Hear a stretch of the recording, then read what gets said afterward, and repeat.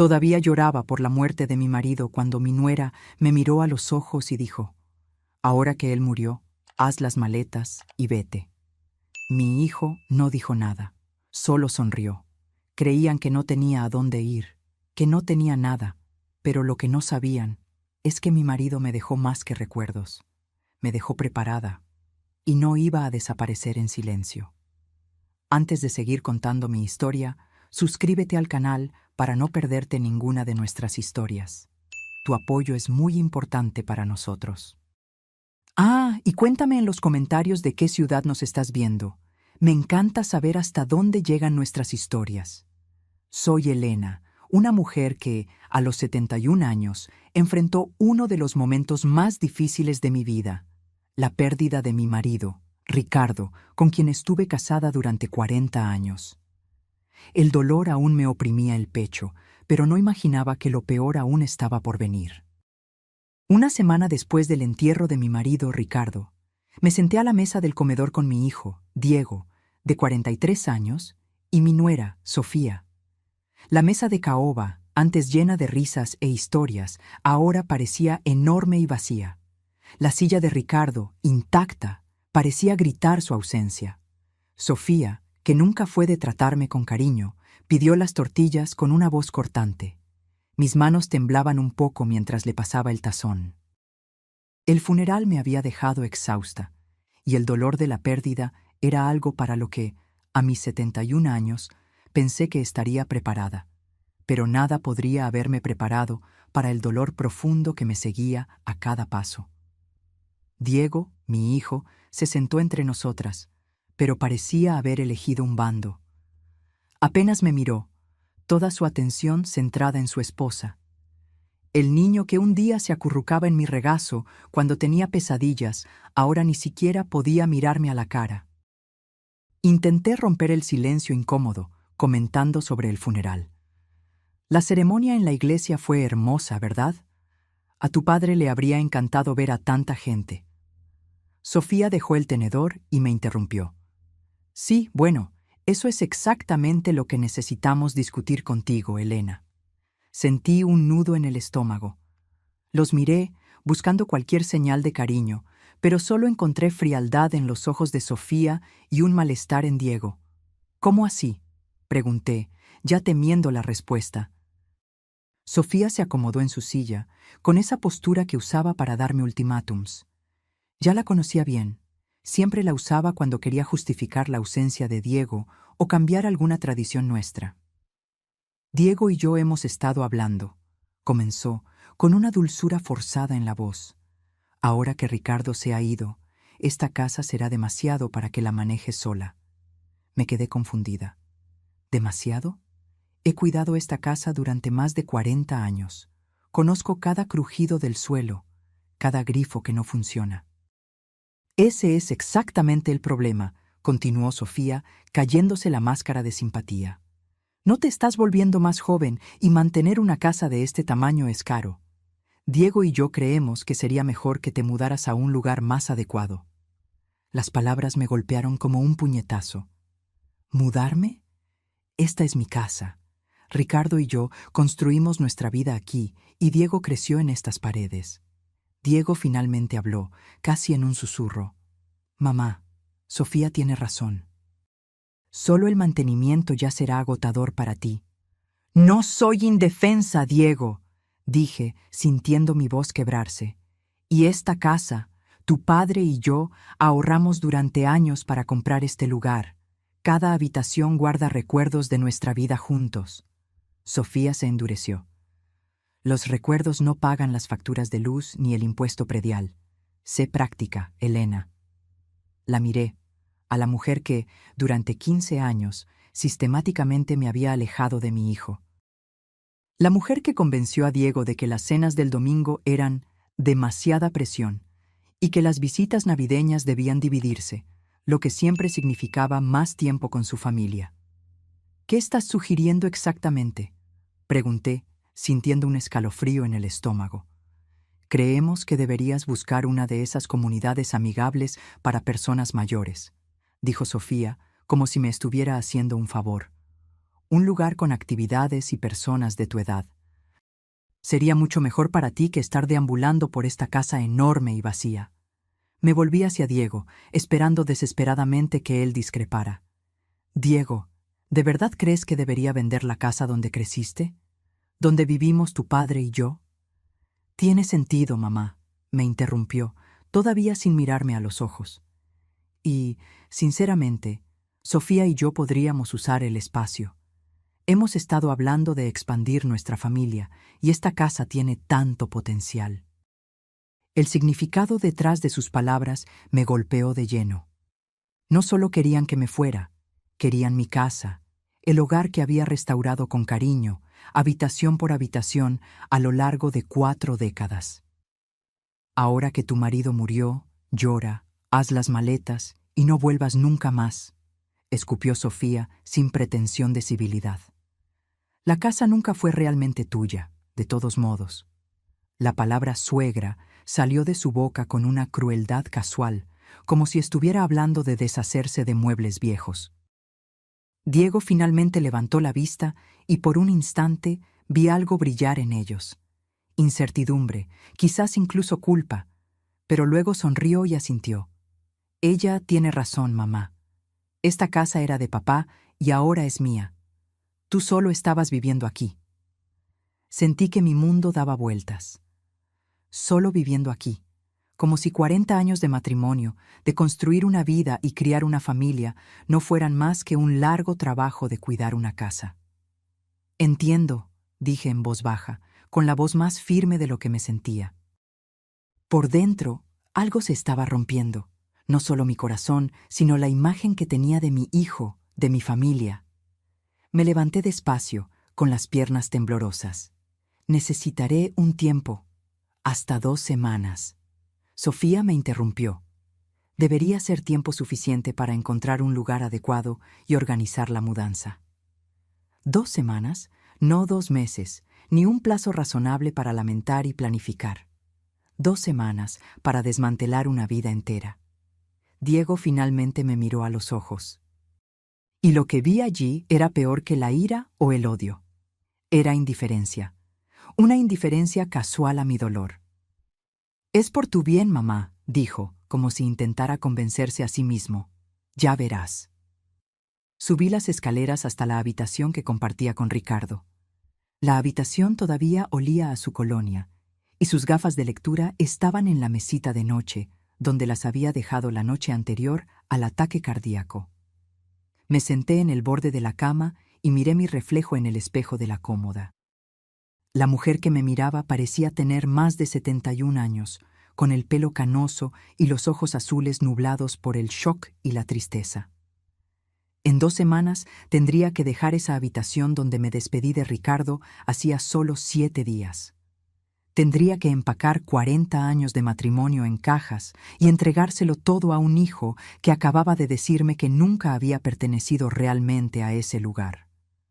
Pero sentada allí en la oscuridad que se acercaba, algo comenzó a agitarse debajo del dolor y el shock. Un pequeño y firme núcleo de determinación. Ricardo siempre fue quien se encargó de nuestras finanzas, pero me enseñó a ser minuciosa, a prestar atención a los detalles. Mañana comenzaría a hacer los preparativos. Llamaría al banco e iniciaría el proceso para averiguar exactamente a qué tenía derecho. Porque si Diego y Sofía creían que podían simplemente borrarme de esta familia sin consecuencias, podrían llevarse una sorpresa. Lo primero que necesitaba hacer era entender exactamente lo que Ricardo había dejado y para quién. El sol de la mañana parecía diferente al entrar por las ventanas de la cocina mientras estaba sentada sola a la mesa del desayuno, tomando mi segunda taza de café. Habían pasado 10 días desde aquella horrible cena y la casa parecía estar conteniendo el aliento, esperando que me fuera. Diego y Sofía ya habían venido 2 veces para evaluar el espacio, midiendo habitaciones y discutiendo reformas como si yo fuera invisible. Ayer escuché a Sofía por teléfono con un contratista, programando presupuestos para cuando la señora se mudara. Pasé esos 10 días en una extraña burbuja de adormecimiento, separando mis pertenencias mecánicamente e intentando ignorar la creciente ansiedad en mi estómago. Pero esta mañana, finalmente me sentí lista para enfrentar las cuestiones prácticas que nadie esperaba que resolviera. El viaje al Banco Nacional del Sol tomó 15 minutos por las calles familiares de nuestro barrio. Hacía este mismo viaje desde hacía más de 20 años, generalmente con Ricardo en el asiento del pasajero, ocupándose de nuestros asuntos bancarios mientras yo esperaba en el coche. Él siempre fue protector con nuestras finanzas, no porque no confiara en mí, sino porque decía que era una cosa menos de la que preocuparse. Ahora deseaba haber prestado más atención. La señora Valdés, la gerente del banco, me recibió con la simpatía cuidadosa reservada a las viudas recientes. Señora Romero, me entristeció mucho lo de Ricardo. Era un caballero, siempre preguntando por mis nietos. Gracias, Isabel. Él también habló con cariño de ti. Me senté en la silla frente a su escritorio, con el bolso apretado en mi regazo. Necesito entender mi situación financiera. Ricardo se encargó de todo, y temo estar un poco perdida. La expresión de Isabel se suavizó con la comprensión. Claro, déjeme revisar sus cuentas. Se volvió hacia el ordenador, sus dedos tecleando. Después de un momento, sus cejas se levantaron ligeramente. Vaya, ¿hay algo mal? Mi corazón se aceleró. ¿Habrían Diego y Sofía, de alguna manera, ya conseguido acceso a nuestras cuentas? No exactamente mal.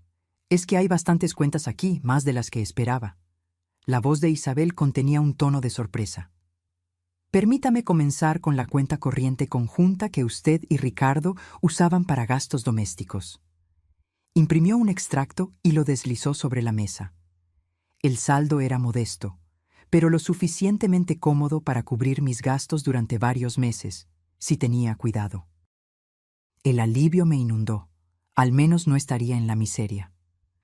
Ahora, aquí, continuó Isabel, también hay una cuenta de ahorros a nombre de ustedes dos.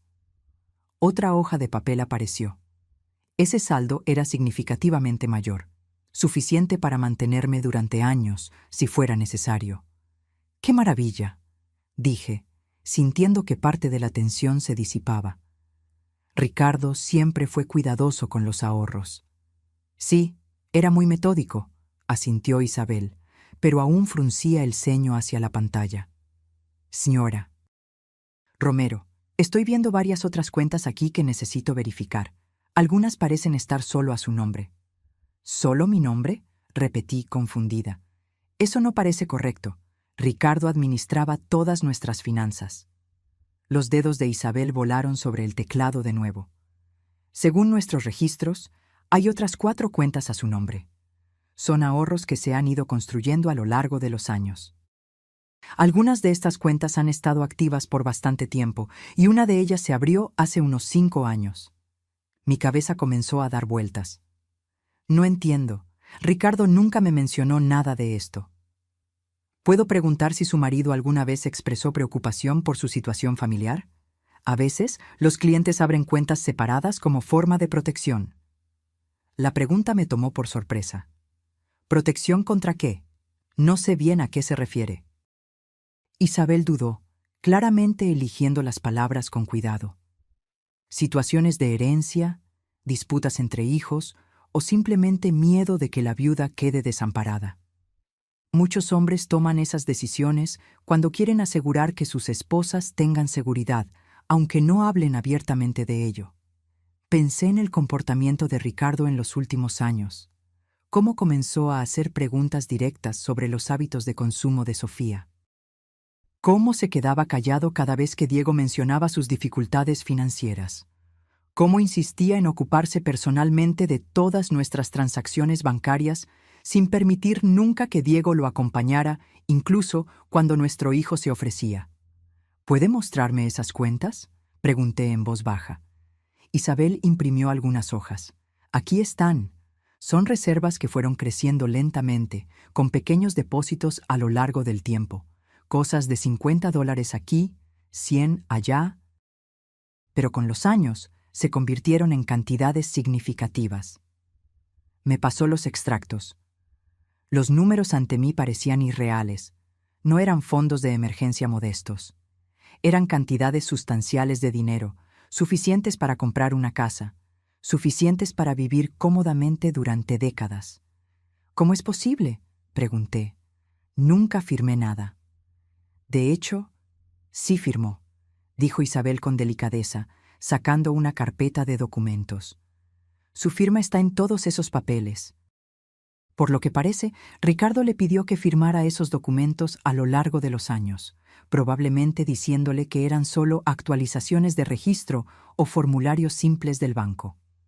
Tomé los papeles que me tendió con las manos temblorosas. Allí estaba mi firma, en varios de ellos. No recordaba haber firmado aquello, pero al ver las fechas, algunas cosas volvieron a mi memoria. Una vez, fue cuando actualizamos nuestra dirección después de que el ayuntamiento cambiara la numeración de la calle. Otra, cuando cambiamos el tipo de cuenta. Nada parecía importante en ese momento. Ricardo siempre decía que era solo burocracia. Nunca me dijo lo que realmente estaba firmando, susurré, con un nudo en la garganta. Eso sucede con frecuencia, respondió Isabel, con una mirada comprensiva. Algunos maridos prefieren encargarse de los detalles para no preocupar a la esposa. Lo importante es que todo se hizo correctamente. Esos valores están legalmente a su nombre. Intenté asimilar aquello. Mientras Diego y Sofía caminaban por mi casa como si ya fuera suya, midiendo mi cocina y eligiendo cortinas, yo tenía algo que ellos ni imaginaban. Recursos reales, seguridad. Hay algo más, dijo Isabel, ahora con un tono aún más serio. Esa otra cuenta que mencioné, la que se abrió hace 5 años, ha estado recibiendo depósitos regulares de una empresa llamada Constructora Romero. Era la empresa de su marido, ¿verdad? Sí, pero Ricardo vendió la empresa cuando se jubiló, respondí. Diego dijo que el dinero de la venta apenas alcanzó para cubrir las deudas. Isabel miró de nuevo la pantalla, con las cejas ligeramente fruncidas. Según los registros del banco, la cuenta de la empresa sigue activa. Tiene depósitos recientes, y luego transferencias directas a esa cuenta que está a su nombre. Respiró hondo. Señora Romero, creo que debería hablar con el contador de la empresa. Puede que haya más cosas que el señor Ricardo dejó y que aún no han salido a la luz. Salí del banco unos días después, con el bolso lleno de papeles, extractos, comprobantes, registros. En lugar de volver directamente a casa, estacioné en un café y me quedé dentro del coche, en silencio, leyendo todo aquello. Mi corazón latía con fuerza. Los números estaban allí, claros como el día. Sin que yo lo supiera, Ricardo estaba, desde hacía años, creando una especie de red de seguridad a mi alrededor. Cada cuenta, cada depósito, cada movimiento, todo parecía parte de un plan. Cuando tomé los extractos de la tal cuenta a mi nombre, vi algo que me dejó en shock. Los depósitos coincidían exactamente con las veces en que Diego nos visitaba. Principalmente después de pedir dinero prestado o cuando Sofía hacía insinuaciones sobre sus dificultades financieras. Era como si Ricardo le diera ayuda a su hijo con una mano y con la otra separara una cantidad igual o incluso mayor para protegerme. Mi celular vibró. Era un mensaje de Diego. Mamá, Sofía encontró un corredor de bienes raíces para anunciar la casa. Podemos empezar a mostrarla la semana que viene. Espero que encuentres un lugar pronto. Me quedé mirando ese mensaje por un largo tiempo. Después volví a mirar los papeles en mi regazo. Estaban tan seguros de que tenían el control, tan confiados de que todo ya era suyo, pero no sabían de aquello que realmente sostenía la base de sus planes. El cuidado silencioso de un marido que pensaba en todo. Al día siguiente, llamaría al contador de la empresa. Necesitaba entender exactamente qué más había dejado Ricardo. Y solo entonces decidiría el siguiente paso, con la certeza de que él me amó lo suficiente para garantizar que, incluso sola, yo nunca estaría desamparada. El dolor de la pérdida aún me acompañaba. Estaba allí, como una sombra fría en el pecho, pero debajo de ella algo nuevo comenzaba a nacer. Una firmeza que no sentía hacía mucho tiempo. Una fuerza callada, solo mía. La oficina de contabilidad de Ruiz y Asociados estaba en un modesto centro comercial entre una lavandería y un servicio de preparación de impuestos. Nunca había estado allí antes. Ricardo siempre se ocupaba de las reuniones de negocios solo, alegando que era un papeleo aburrido que solo me daría dolor de cabeza. Ahora entendía que me estaba protegiendo de algo más que solo el aburrimiento. Margarita Ruiz parecía tener más o menos mi edad, con el pelo canoso recogido en un moño práctico y ojos amables detrás de unas gafas de montura fina. Llevaba los libros de Constructora Romero desde hacía más de 15 años, y su expresión cuando la llamé ayer había sido cuidadosamente neutral. «Señora Romero», dijo, señalando una silla frente a su escritorio desordenado. «Primero, permítame expresarle mis condolencias. Ricardo era un buen hombre y un empresario honesto. Echaré de menos nuestras reuniones trimestrales. Gracias. Desearía poder decir que lo conocí tan bien en los negocios como usted». Me acomodé en la silla, mis nuevos extractos bancarios guardados de forma segura en mi bolso. Estoy tratando de entender nuestra situación financiera, y el banco mencionó unos ingresos comerciales continuos de los que yo no tenía conocimiento. Las cejas de Margarita se levantaron ligeramente. ¿No lo sabía? Eso es inusual. Ricardo hablaba de usted con frecuencia, y supuse... Dejó de hablar, pareciendo reconsiderar sus palabras. Por favor, necesito entender lo que está pasando. Mi hijo me dijo que la empresa se vendió hace años y apenas cubrió sus deudas. ¿Vendida? Margarita pareció genuinamente confundida. Señora Romero, Constructora Romero no se vendió, se reestructuró. Se volvió hacia su ordenador y abrió los archivos.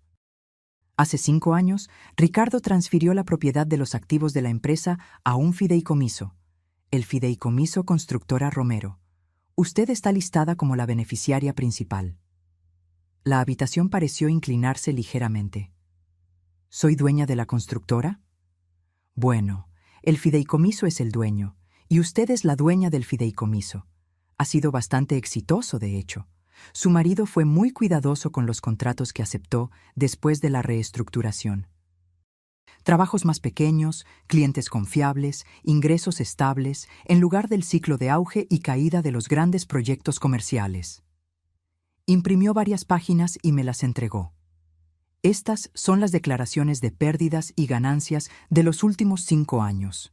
Como puede ver, la empresa ha generado ingresos consistentes. Miré los números con las manos temblorosas ligeramente. Las ganancias anuales eran sustanciales, más que suficientes para explicar los depósitos regulares que había visto en los extractos de la cuenta fiduciaria. Pero Ricardo se jubiló, dije. Ya no estaba trabajando. Se retiró de las operaciones diarias, sí, pero mantuvo la supervisión y se encargó de las decisiones estratégicas más amplias. El trabajo propiamente dicho lo gestionaba Carlos Pérez. Creo que lo conoce. Asentí. Carlos trabajó para Ricardo durante más de 20 años, comenzando como un joven aprendiz y progresando hasta convertirse en encargado. Estuvo presente en el funeral, una de las pocas personas presentes que pareció genuinamente afectada. Carlos básicamente ha estado dirigiendo la empresa durante 5 años, continuó Margarita.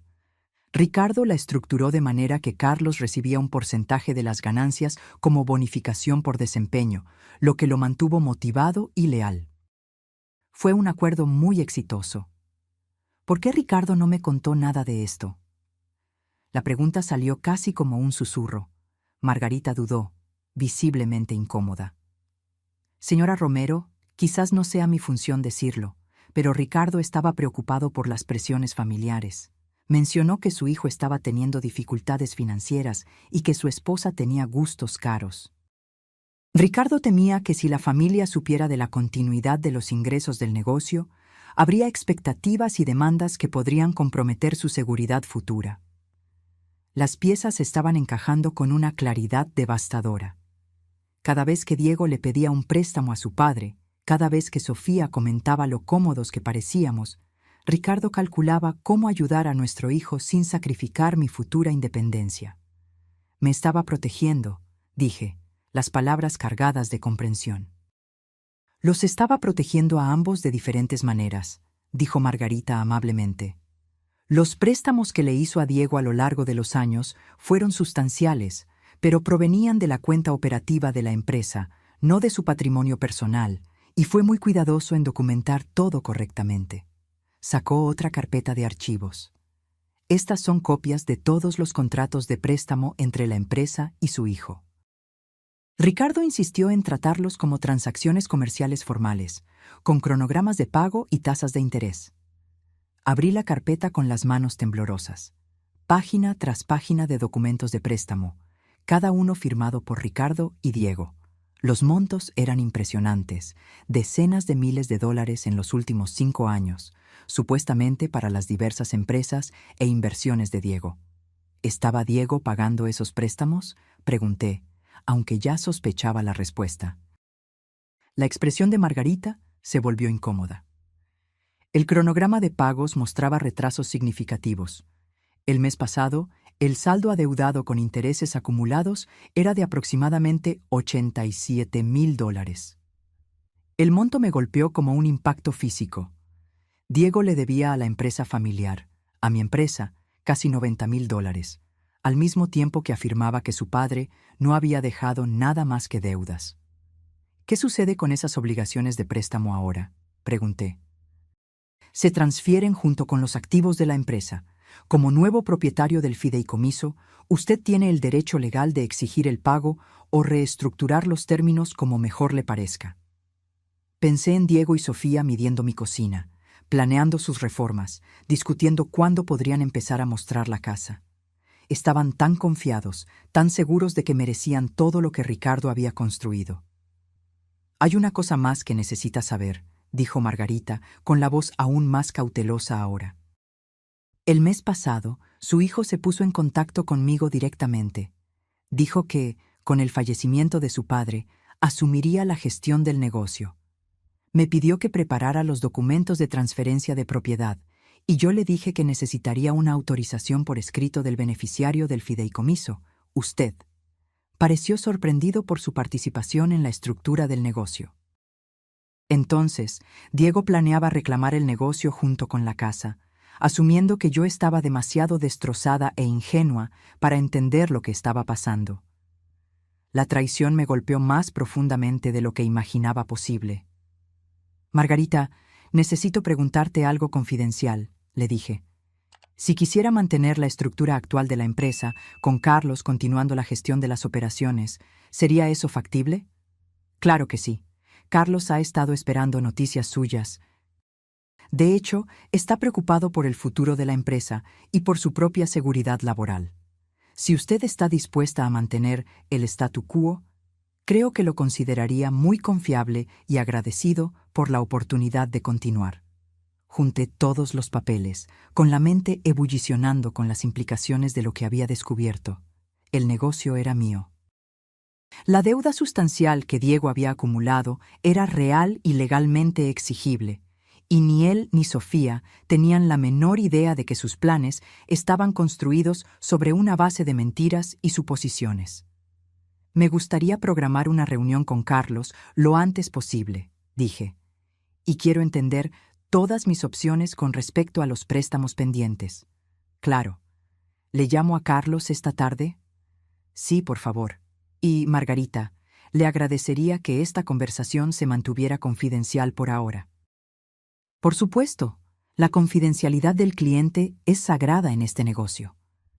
Mientras conducía a casa, mi teléfono vibró con otro mensaje de Sofía. Elena, la agente inmobiliaria quiere programar un fotógrafo para mañana. Asegúrate de que la casa esté limpia y organizada. La primera impresión es la que cuenta para los posibles compradores. Me quedé mirando el mensaje por un largo momento antes de guardar el celular sin responder. Que planifiquen la sesión de fotos. Que imaginen el futuro en mi casa, gastando el dinero que creían haber heredado. No tenían idea de que los cimientos sobre los que construían sus sueños estaban a punto de desmoronarse bajo sus pies. Esa noche, me senté en la oficina de Ricardo por primera vez desde su muerte, rodeada de sus archivos cuidadosamente organizados. Ahora entendía por qué había sido tan meticuloso con el mantenimiento de registros, por qué había insistido en la documentación adecuada para cada transacción. Él había estado construyendo una fortaleza a mi alrededor, ladrillo por ladrillo, transacción por transacción, y mañana comenzaría a aprender cuán fuertes eran realmente esas murallas. Las manos callosas de Carlos Pérez envolvían su taza de café mientras estábamos sentados en mi cocina a la mañana siguiente. A sus 55 años, todavía tenía los hombros anchos y las palmas curtidas de un hombre que había pasado su vida construyendo cosas, pero sus ojos transmitían un cansancio que nunca había visto antes. «Señora Romero, necesito serle franco», dijo, con la voz ronca por la emoción. «He estado muriéndome de preocupación desde que falleció el señor Ricardo. Diego vino a la obra la semana pasada para hablar sobre evaluación de activos y optimización de operaciones. No sonó bien para gente como yo». Me serví otra taza de café, siguiendo la rutina habitual para calmar los nervios. «Carlos, ¿qué te dijo exactamente mi hijo?» Dijo que la familia estaba pasando por dificultades financieras y que se tendrían que tomar decisiones difíciles con respecto al negocio. Quería que le diera una lista completa de todos nuestros contratos actuales, equipos y proyecciones de flujo de caja. Carlos apretó la mandíbula. También preguntó por las llaves del patio de equipos y de la oficina. «¿Y qué le dijiste?» «Que tendría que hablar con quien estuviera a cargo ahora. El señor Ricardo siempre me decía que si algo le pasaba, debía esperar instrucciones adecuadas del propietario legal». Carlos me miró a los ojos. «Nunca dijo que sería usted». El alivio me inundó.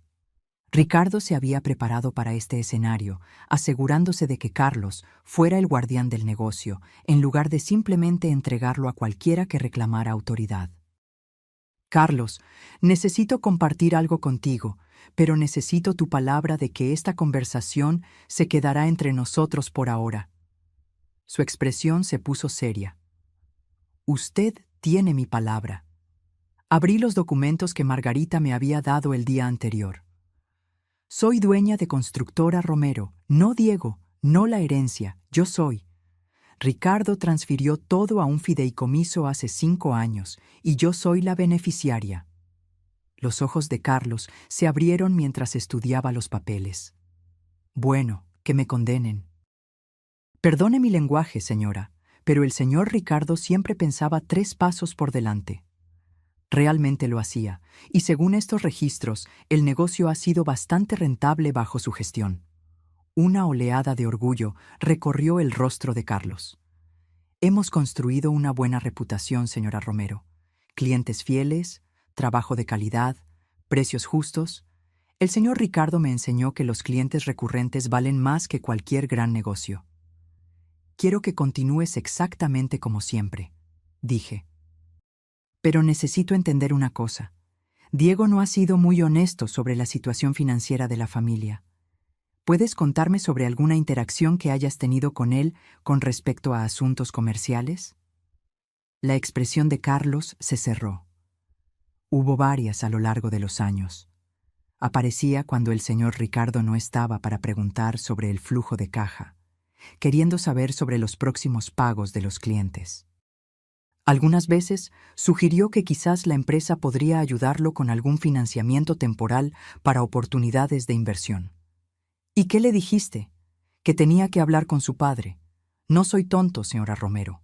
Podía ver lo que estaba pasando». La voz de Carlos se hizo más grave. «El año pasado apareció en el banco el mismo día en que depositamos un gran pago del proyecto del edificio de oficinas Ruiz». «Solo una coincidencia», dijo él, pero estaba muy interesado en hablar con el cajero sobre el depósito. Mi estómago se revolvió.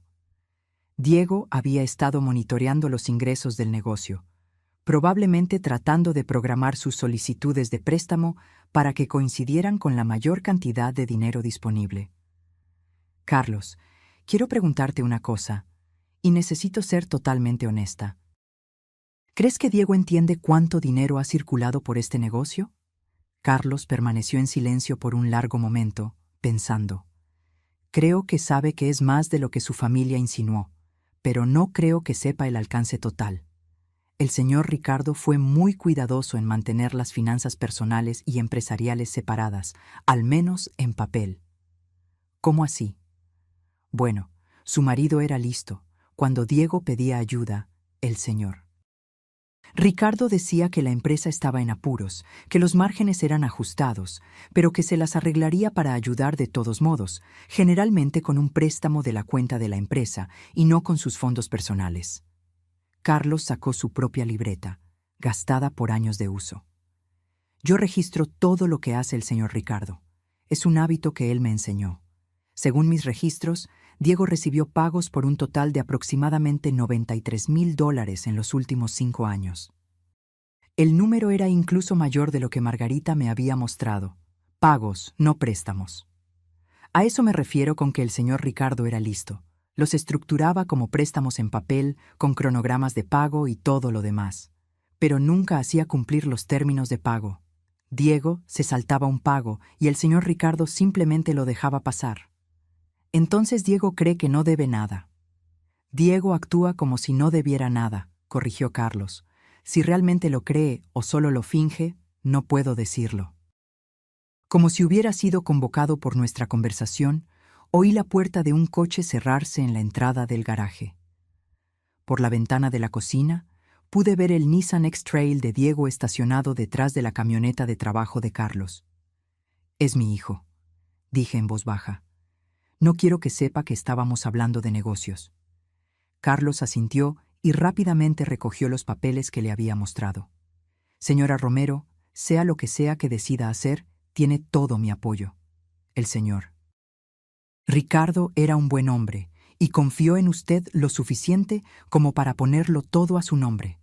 Para mí, eso es suficiente. Diego entró sin llamar, algo que habría irritado a Ricardo, pero que yo había aprendido a aceptar a lo largo de los años. «Buenos días, mamá», dijo, apenas mirando a Carlos. No esperaba visitas. «Carlos pasó por aquí para ver cómo estaba», dije suavemente. «Sabes lo atento que siempre fue». «Claro». La atención de Diego ya estaba en otra parte, sus ojos examinando la cocina como si la evaluaran para una reventa. «De hecho, Carlos, me alegro de que estés aquí. Necesitamos hablar sobre la situación de los negocios». La expresión de Carlos se volvió cuidadosamente neutral. Con la partida del padre, habrá algunos cambios. La familia necesita tomar algunas decisiones prácticas sobre bienes y obligaciones continuas. Observé esta conversación con fascinación. Diego estaba tan confiado, tan seguro de su autoridad. No tenía idea de que estaba tratando de reclamar algo que nunca le había pertenecido. «¿Qué tipo de cambios?», preguntó Carlos. «Bueno, necesitamos evaluar si tiene sentido continuar las operaciones o si sería mejor liquidar activos y saldar cualquier deuda pendiente». El tono de Diego era casual, como si estuviera discutiendo qué almorzarían. «Entiendo». «¿Y quién está tomando esas decisiones?». Diego parpadeó, claramente sin esperar la pregunta. «La familia, claro. Yo me encargaré de los negocios de papá de ahora en adelante». «¿Tú te encargarás ahora?». La voz de Carlos era cuidadosamente neutral, pero noté el ligero énfasis en tú. «Mamá, quizás quieras preparar café fresco», dijo Diego, despidiéndome como siempre hacía cuando había conversaciones importantes. «Carlos y yo necesitamos discutir algunos detalles técnicos». Pero no me moví. Por primera vez en años, mantuve mi posición. «Me quedaré. Gracias. Esta es mi cocina y Carlos es mi invitado». Diego pareció sorprendido, pero se encogió de hombros. «Genial, Carlos. Necesito que prepares un inventario completo de todos los equipos, vehículos y contratos vigentes. También necesito tener acceso a las cuentas de la empresa para evaluar la situación financiera». «Con gusto ayudaré con eso», dijo Carlos cuidadosamente. «¿Con quién debo coordinar la autorización de acceso a la cuenta?». «Conmigo, obviamente. ¿Y tienes autoridad legal para acceder a las cuentas de Constructora Romero? La confianza de Diego flaqueó un poco. Porque soy el hijo y heredero de Ricardo Romero, por lo que veo. ¿Y tienes documentación que demuestre que estás autorizado para actuar en nombre de la empresa? La cocina se quedó en silencio, excepto por el tic-tac del viejo reloj encima del fregadero. El rostro de Diego se estaba poniendo rojo y pude verlo luchando entre la irritación y la incertidumbre. Mira, Carlos, creo que no entiendes la situación aquí, dijo Diego, con la voz adquiriendo el tono condescendiente que usaba cuando se sentía desafiado. Esto no es una adquisición hostil. Estoy tratando de resolver los problemas de papá y asegurarme de que todos estén atendidos, pero no puedo hacerlo si vas a dificultar las cosas. No estoy tratando de dificultar las cosas, respondió Carlos con calma. Solo estoy tratando de entender de quién debo recibir órdenes. Tu padre fue muy claro sobre los procedimientos y la documentación adecuados. Diego se volvió hacia mí, esperando claramente apoyo. Mamá, explícale a Carlos que ahora me estoy encargando de los negocios de papá. Miré a mi hijo, ese hombre que planeaba vender mi casa sin que yo lo supiera, que había acumulado casi $0,000 en deudas mientras afirmaba que su padre no había dejado nada, y tomé mi decisión. De hecho, Diego, creo que Carlos tiene razón en pedir la documentación adecuada, dije en voz baja. Tu padre siempre fue muy cuidadoso con esas cosas. Diego me miró como si tuviera una segunda cabeza. ¿De qué estás hablando? Estoy hablando de asegurar que todo se maneje de manera adecuada y legal. Ciertamente entiendes la importancia de eso. Por primera vez desde el inicio de esta conversación, Diego pareció incierto, y al ver esa incertidumbre extenderse por su rostro, sentí algo que no sentía en años: poder. La llamada telefónica llegó a las 7 de la mañana, 3 días después de mi confrontación con Diego en la cocina. Ya lo esperaba. No se puede cuestionar la autoridad supuesta de alguien sin consecuencias, especialmente cuando esa persona está acostumbrada a salirse con la suya. Mamá, necesitamos hablar ahora. La voz de Diego estaba tensa, con una ira apenas controlada. Sofía y yo vamos para allá. Es bastante temprano, ¿no crees? Esto no puede esperar. Llegaremos en 20 minutos. La línea se cortó antes de que pudiera responder. Me tomé mi tiempo para vestirme, eligiendo un vestido azul marino que Ricardo siempre decía que me hacía lucir digna. Si aquello iba a ser una confrontación, tenía la intención de afrontarla directamente. Llegaron exactamente 20 minutos después, con los tacones de Sofía golpeando agresivamente en el porche delantero. Abrí la puerta antes de que pudieran llamar, manteniendo la pequeña ventaja de ser la anfitriona de mi propia casa. «Buenos días», dije gentilmente, como si fuera una visita social. Sofía pasó junto a mí y entró en la sala de estar, sosteniendo su bolso de diseñador como un arma. Diego la siguió, con el rostro serio. Ambos permanecieron de pie, posicionándose entre yo y la puerta en lo que reconocí como una táctica de intimidación. «Mamá, no sé qué clase de juego crees que estás jugando», comenzó Diego. Pero Carlos Pérez llamó ayer y dijo que no puede proporcionarme información comercial sin la debida autorización. ¿Qué le dijiste? Me acomodé en el sillón favorito de Ricardo, el que tenía la mejor vista de la habitación. Le dije que siguiera los procedimientos adecuados. Tu padre ya esperaba esto. ¿Procedimientos adecuados? La voz de Sofía era estridente. Diego es el hijo y heredero de Ricardo. ¿Qué otra autorización necesita alguien? Autorización legal, dije con calma. La que viene con la propiedad real. Los ojos de Diego se entrecerraron. ¿De qué estás hablando? El testamento de papá deja todo a la familia. Soy el albacea, lo que significa que me encargo de todos los bienes hasta que se resuelva la herencia. En realidad, Diego, eso no es del todo cierto. Saqué la carpeta que había puesto en la mesita auxiliar, la que contenía todos los documentos que Margarita Ruiz me había dado. Diego y Sofía se tensaron cuando la abrí. El testamento de tu padre realmente deja sus pertenencias personales y esta casa a la familia, continué. Pero Constructora Romero no forma parte de su patrimonio. No lo ha sido durante 5 años. ¿De qué estás hablando?, preguntó Diego. Tomé los documentos del fideicomiso y los puse en la mesa de centro entre nosotros.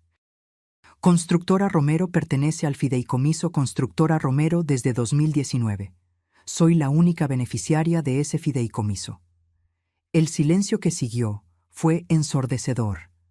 Sofía se acercó a los documentos primero, con sus dedos cuidados temblorosos, mientras leía el lenguaje legal. Diego leyó por encima de su hombro, su rostro palideciendo. «Esto es imposible», susurró Sofía. «No entiendes nada de negocios. Ni siquiera has conciliado una chequera». «Tienes razón. No lo he hecho». «Tu padre se encargaba de todo eso, pero, aparentemente, él entendía cosas sobre nuestra situación familiar que yo era demasiado ingenua para percibir». Diego se hundió en el sofá como si sus piernas hubieran cedido. Pero el negocio estaba en dificultades. Papá siempre decía que los márgenes eran ajustados, que apenas daba para mantener las operaciones funcionando. El negocio ha sido bastante rentable, de hecho. Le entregué otro juego de papeles. Aquí están los estados financieros de los últimos 5 años. Observar la expresión de Diego mientras procesaba los números fue como ver a alguien darse cuenta de que estaba jugando al ajedrez mientras todos los demás jugaban a las damas. Esas ganancias. La voz de Diego era casi inaudible. ¿A dónde fue ese dinero? Parte de él fue para ti, Diego. Una buena parte, de hecho. Tomé la documentación del préstamo. $87,000 en 5 años, para ser más precisa. Sofía tomó los papeles del préstamo, examinándolos frenéticamente. Dicen que son préstamos. Diego, me dijiste que eran regalos. Dijiste que tu padre nos estaba ayudando a establecernos. Eran regalos, dijo Diego, pero su voz carecía de convicción. Papá nunca pidió pagos. Nunca mencionó cronogramas de pago. De hecho, sí los mencionó, dije en voz baja.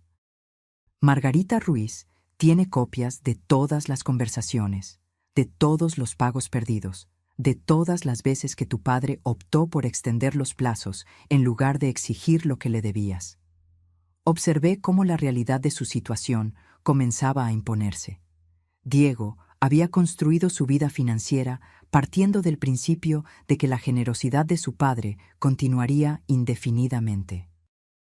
Probablemente había pedido dinero prestado contra esas expectativas, asumió compromisos basados en dinero que creía suyo. «Pero esto no cambia nada», dijo Sofía de repente, con la voz adquiriendo un tono de desesperación. «La casa todavía va para Diego. Esto vale más que una pequeña empresa de construcción». «¿De verdad?», pregunté suavemente. Los ojos de Sofía brillaron con algo entre rabia y pánico. «No bromees, Elena. Esta casa vale al menos $400,000. Tienes razón. Es una propiedad encantadora.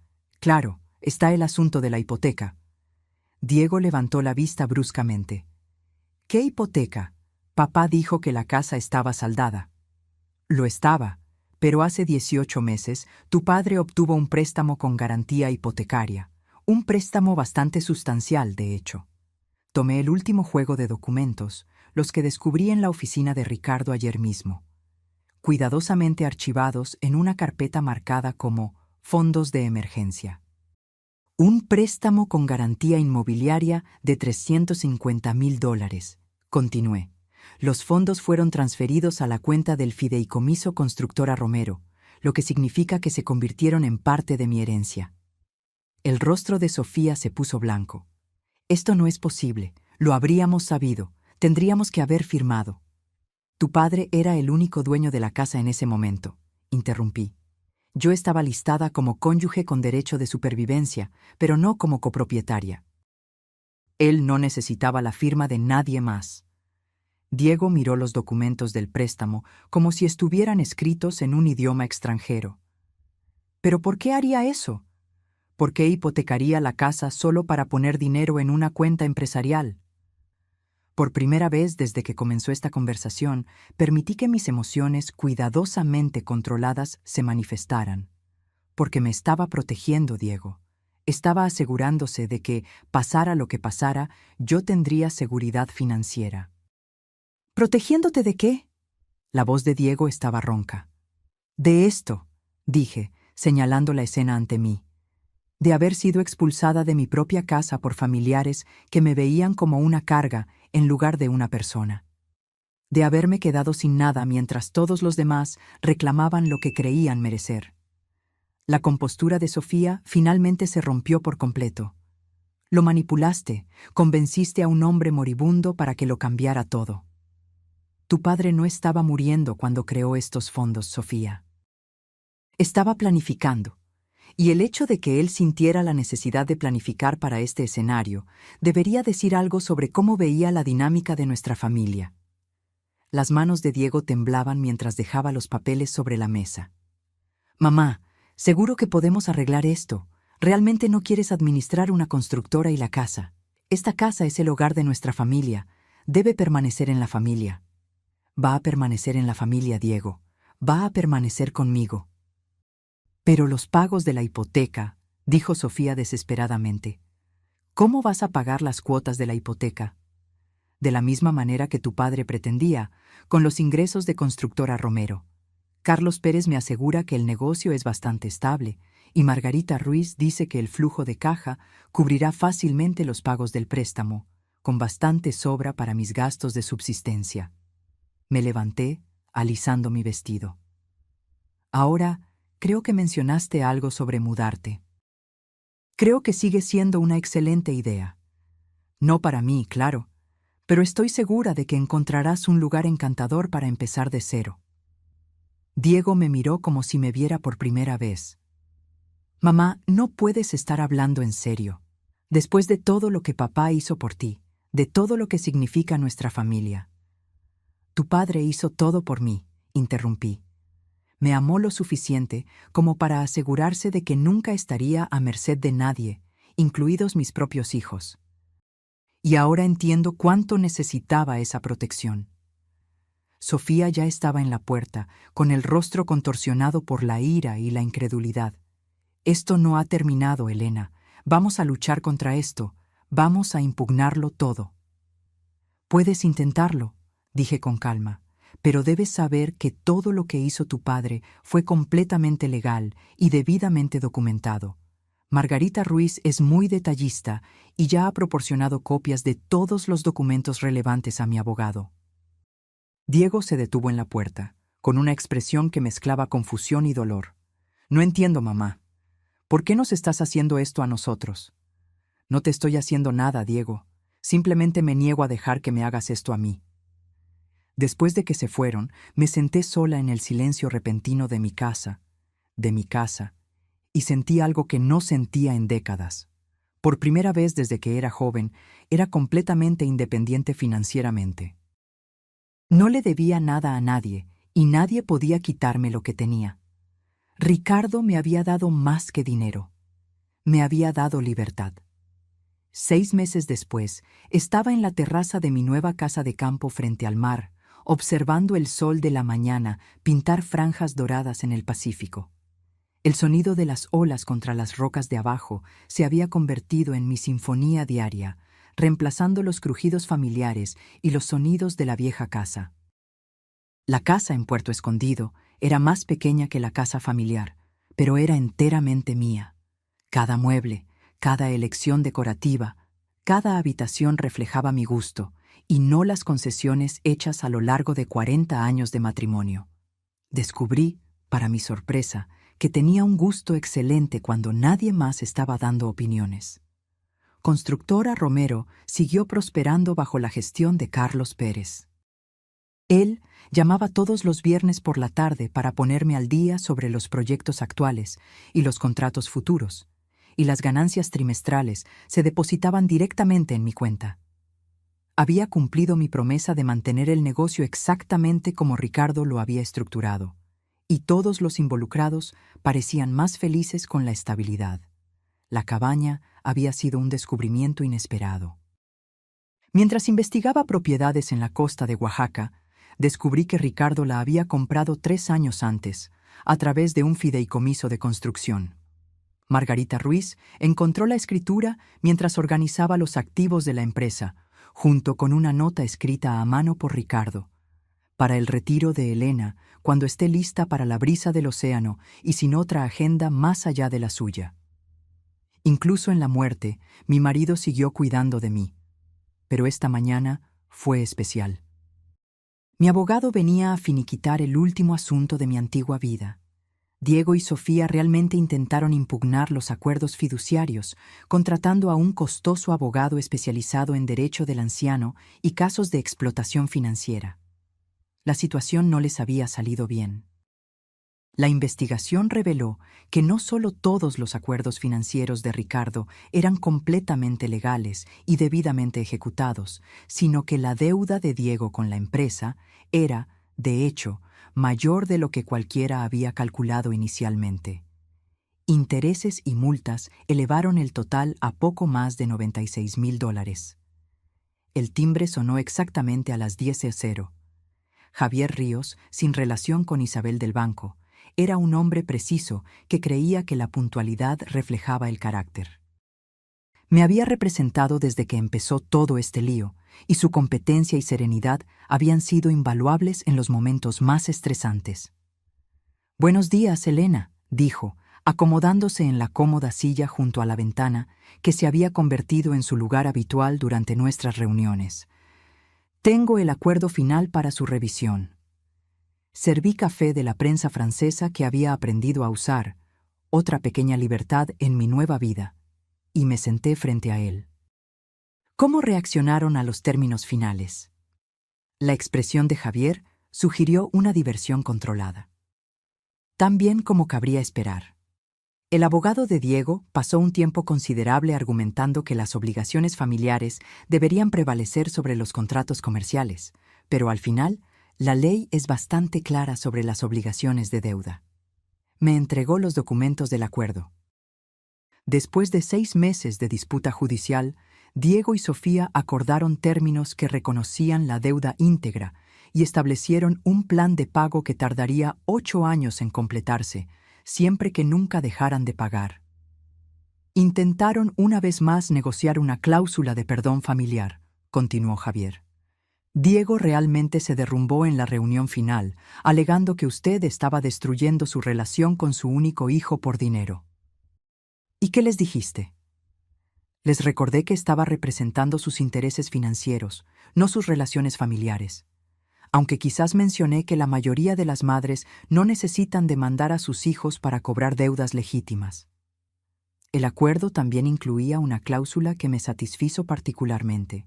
Si Diego y Sofía dejaban de pagar, la empresa podía embargar legalmente los salarios de Diego y embargar cualquier propiedad que compraran. Era una red de seguridad que garantizaría que yo recibiera lo que me correspondía, independientemente de sus futuras decisiones financieras. Hay una cosa más, dijo Javier, sacando un sobre aparte. Esto le llegó ayer. El sobre estaba dirigido con la letra familiar de Diego. Dentro había una breve nota en papel corriente. Mamá, sé que probablemente no me perdonarás por haber peleado contigo por esto, pero quería que supieras que finalmente entendí lo que papá estaba haciendo. Necesité perder casi todo para darme cuenta de cuánto había dado por sentado. Sofía y yo estamos yendo a terapia de pareja y estoy trabajando en 2 empleos para cumplir con el cronograma de pagos. Espero que algún día estés dispuesta a hablar conmigo de nuevo. Lo siento por todo, Diego. Doblé la carta con cuidado y la dejé a un lado. La disculpa era sincera, me di cuenta, pero también llegaba 6 meses tarde y estaba motivada por las consecuencias, no por la conciencia. ¿Alguna respuesta que le gustaría que transmitiera?, preguntó Javier. ¿No?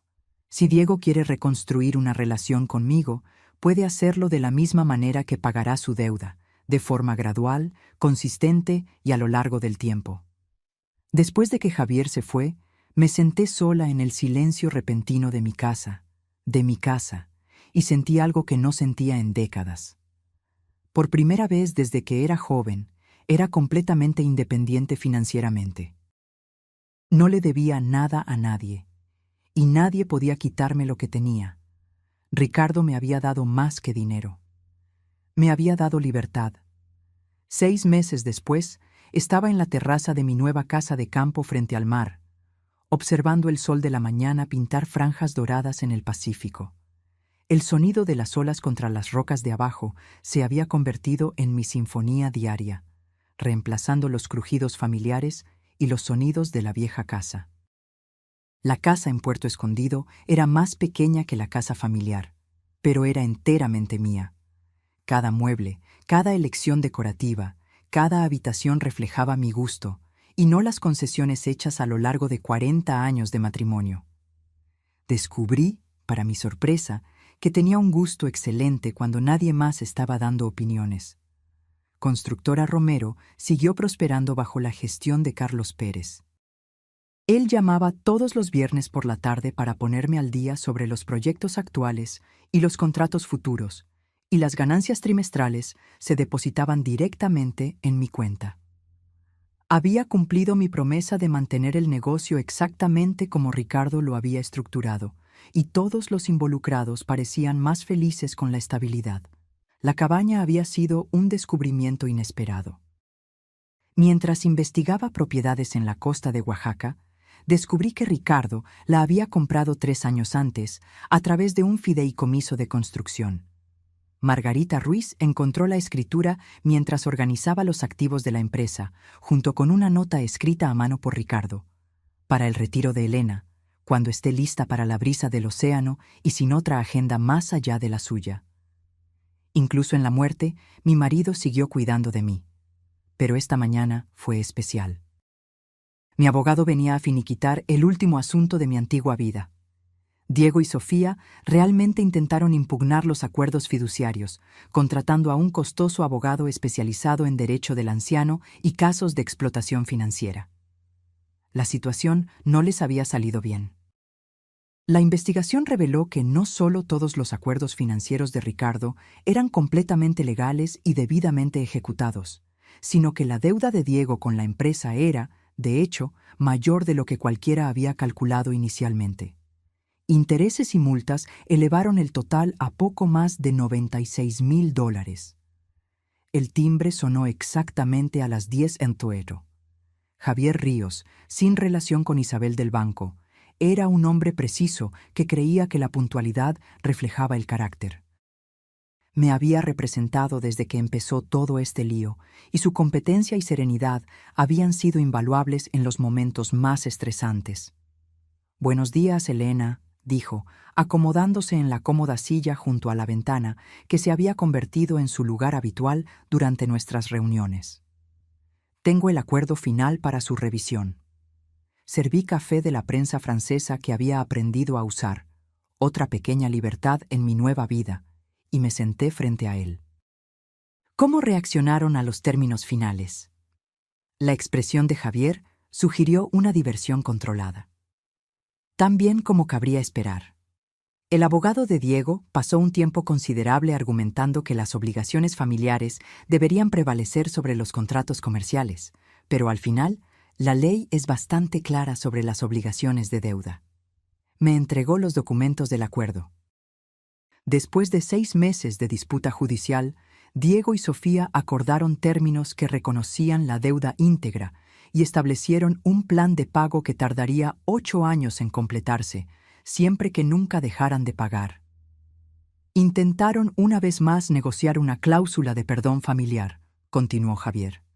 Diego realmente se derrumbó en la reunión final, alegando que usted estaba destruyendo su relación con su único hijo por dinero. ¿Y qué les dijiste? Les recordé que estaba representando sus intereses financieros, no sus relaciones familiares, aunque quizás mencioné que la mayoría de las madres no necesita demandar a sus hijos para cobrar deudas legítimas. El acuerdo también incluía una cláusula que me satisfizo particularmente. Si Diego y Sofía dejaban de pagar, la empresa podía embargar legalmente los salarios de Diego y embargar cualquier propiedad que compraran. Era una red de seguridad que garantizaría que yo recibiera lo que me correspondía, independientemente de sus futuras decisiones financieras. «Hay una cosa más», dijo Javier, sacando un sobre aparte. «Esto le llegó ayer». El sobre estaba dirigido con la letra familiar de Diego. Dentro había una breve nota en papel corriente. Mamá, sé que probablemente no me perdonarás por haber peleado contigo por esto, pero quería que supieras que finalmente entendí lo que papá estaba haciendo. Necesité perder casi todo para darme cuenta de cuánto había dado por sentado. Sofía y yo estamos yendo a terapia de pareja y estoy trabajando en 2 empleos para cumplir con el cronograma de pagos. Espero que un día estés dispuesta a hablar conmigo de nuevo. Lo siento por todo, Diego. Doblé la carta con cuidado y la dejé a un lado. La disculpa era sincera, me di cuenta, pero también llegaba 6 meses tarde y estaba motivada por las consecuencias, no por la conciencia. ¿Alguna respuesta que le gustaría que transmitiera?, preguntó Javier. No. Si Diego quiere reconstruir una relación conmigo, puede hacerlo de la misma manera que pagará su deuda, de forma gradual, consistente y a lo largo del tiempo. Después de que Javier se fue, llevé mi café a la terraza y leí la carta de Diego de nuevo. El dolor todavía estaba allí, no solo por Ricardo, sino por el hijo que creí haber criado y por las relaciones familiares que creía reales. Pero debajo de la tristeza había algo más fuerte, una profunda satisfacción por haberme defendido cuando más importaba. Mi teléfono sonó, interrumpiendo mis pensamientos. El identificador de llamadas mostraba un número que no reconocí, pero algo en él me resultó familiar. Hola, señora Romero. Soy Laura Ruiz, la hija de Margarita. Recordé a Laura, una enfermera que trabajaba en el hospital regional. Margarita la mencionaba ocasionalmente durante nuestras reuniones. Claro que no, querida. ¿Cómo puedo ayudarte? Bueno, en realidad, así es como puede ayudarnos. Mamá me contó su situación sobre cómo tuvo que reconstruir su vida después de dificultades familiares. Estoy abriendo un grupo de apoyo para mujeres que han tenido que lidiar con manipulación financiera por parte de familiares, y me preguntaba si estaría dispuesta a compartir su experiencia. La petición me tomó por sorpresa. No sé si sabría qué decir. Se sorprendería de cuántas mujeres se encuentran en situaciones similares. Hijos adultos que se sienten con derecho a los bienes de sus padres, cónyuges que ocultan información financiera, familiares que confunden la amabilidad con la debilidad. Su historia puede ayudar a otras mujeres a entender sus derechos y encontrar el valor para protegerse. Lo pensé por un momento, observando a un pelícano zambullirse en busca de peces en la bahía de abajo. 6 meses atrás, era una viuda de luto, enfrentando la falta de vivienda a manos de mi propio hijo. Hoy era financieramente independiente, vivía exactamente donde quería, sin rendir cuentas a nadie más que a mí misma. ¿Cuándo le gustaría que hablara?, pregunté. ¿En serio? ¿Vas a hablar? Creo que sí, pero no sobre venganza o batallas legales. Quiero hablar sobre la diferencia entre ser un familiar amoroso y ser un felpudo, sobre la importancia de entender la propia situación financiera y sobre el regalo que Ricardo me hizo cuando protegió mi futuro, incluso de nuestro propio hijo.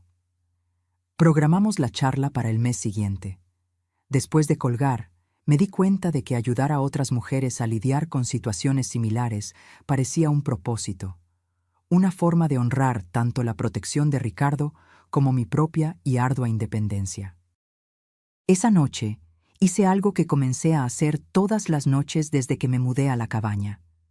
Me senté en la terraza con una copa de vino y observé la puesta de sol, disfrutando del simple hecho de que esa vista, esa paz, esa libertad eran enteramente mías. Nadie podía quitarme eso. Nadie podía sacarme de mi propia vida por votación.